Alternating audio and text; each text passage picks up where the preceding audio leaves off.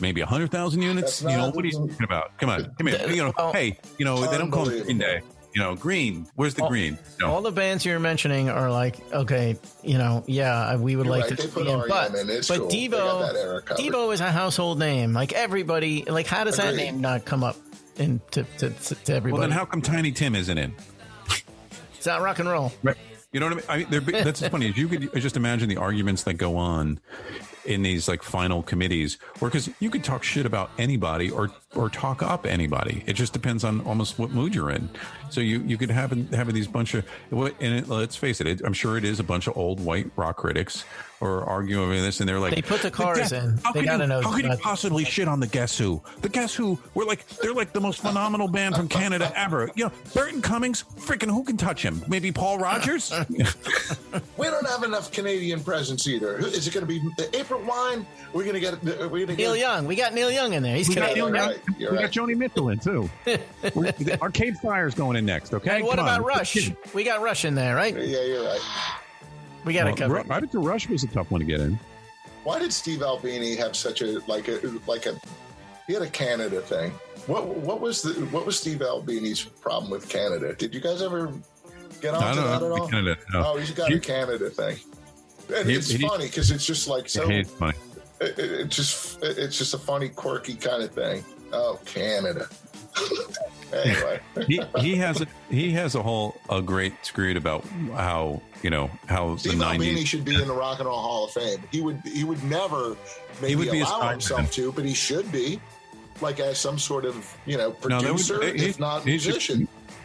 But that's what I'm saying. It's like, but it's so funny though. It's like you're getting to that level when it took them how many years to put Todd Rundgren, right? It's like Todd Rundgren. The MC5 is not in, right? Yeah. Yeah, and right, Todd Rundgren. Right, there you go. Right. How about the evil version of Todd Rundgren, that Desmond Childs guy? That guy will get in. Not in already. Going back there. He's in the Songwriters Hall of Fame. Yeah, he's in the Songwriters. By the way, the Songwriters Hall of Fame is legitimate and very hard to get into.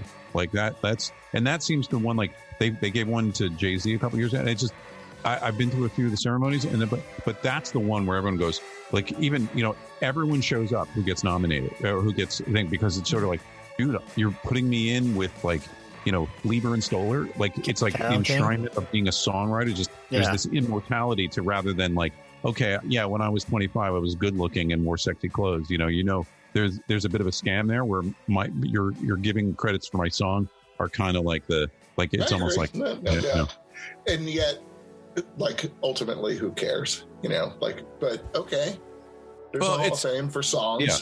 But I mean, right, are all Hall of Fames like for anything? I have with professional sports, the only one I give any, that I care about or that I would go into this kind of depth of an argument about Hall of Fame things would be baseball. Like I never think about hockey, basketball, or football. Like I'm just like, right. Baseball just does it really well. It blows my mind every time I go and I think like all of the great players, and there's like less than 300 people in a 100-year history in the Baseball Hall of Fame. It's crazy. Like it really is a hard bar to get. Like it truly is the Hall of Fame. On that note, check your tally light. Yeah, no, we should probably wrap up the episode. It's too bad we have nothing to talk about tonight, though. We got to do it with my dad's thing. So we got to do it with the Rock and Roll Hall of Fame at some point. Like my dad's thing was always just like he would go. I don't know.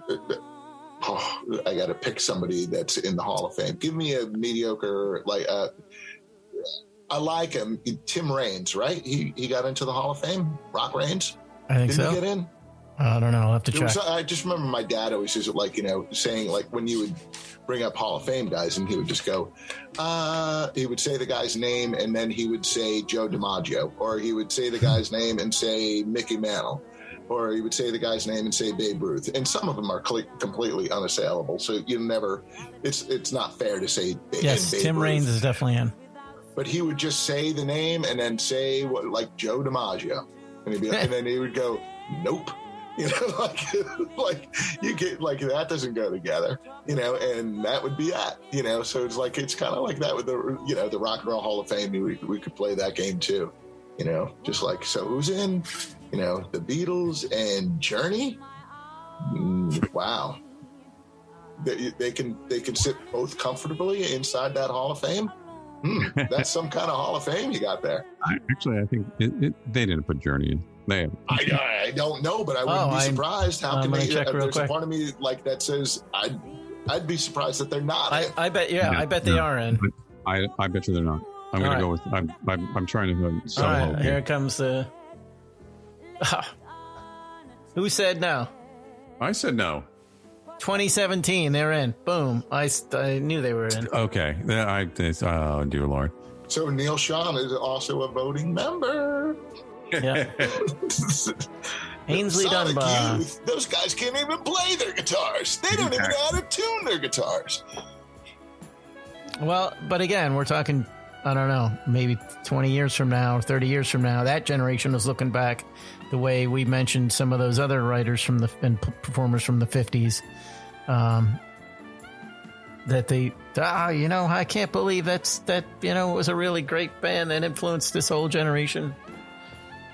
Who knows? I'm putting Bauhaus in. But we're gonna leave the audience pondering of who should be in, because we got to wrap up this 21st episode and go out and celebrate the big 2-1, and we'll leave it there for now. I want to remind our audience that the Beatdown is available on Apple, Google, Castbox, and Stitcher. Subscribe to us and know when a new episode is available. Oh, I should mention, I want to shout out to our buddies over at the Fairfield Power Equipment. I told you the story about getting my lawnmower repaired. I was chatting it up with them, fellow 2-cycle mower guys and engine repair guys and musicians, and he gave me the musicians discount. Nice. I told them about the podcast, so they're over in Fairfield, New Jersey. Go get your 2-stroke. For all your power equipment needs. That's right. Specializing in Snapper, John Deere, Briggs and Stratton, everything. We don't mess around. That's we right. Got backpack blowers. It just goes to show you, I mean, I would easily have said those guys politically are on the opposite end of the spectrum of us, but when you get to talking to people, there are interests that you have. Huge music fan over there. That's why I recommended they listen to our podcast. But it's cool that you can find stuff to come together with on your, that you can share and have a common interest with your neighbors, even though politically you may be in separate spaces, but finding what unites us, not what divides us, is what I'm all about. And as I said, my last thoughts to say, if you know of anyone that played in a band, if you and you think you should be on the show, reach out to us at the Music Beatdown Podcast at gmail.com. Like us on Facebook. Please give us a rating at Apple, Google, or Castbox and Stitcher. It helps gets our show promoted. If people want to write a review, still no takers. Shout out to our buddy Ray, who always responds. Of course, to Doug Drescher. Ray's going to come on for the cover band conversation. Yep, he'll be in an upcoming episode. And the weather has just been beautiful, and it's good to have stuff to listen to. And that's what the show is all about. Get out and get outdoors.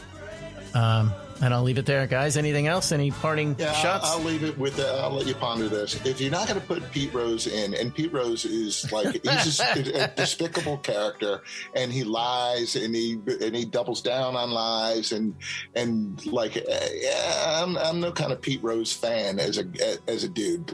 But he did achieve what he achieved on the baseball diamond. That said, it's a mockery, Tony, when he's kept out for what he's kept out for.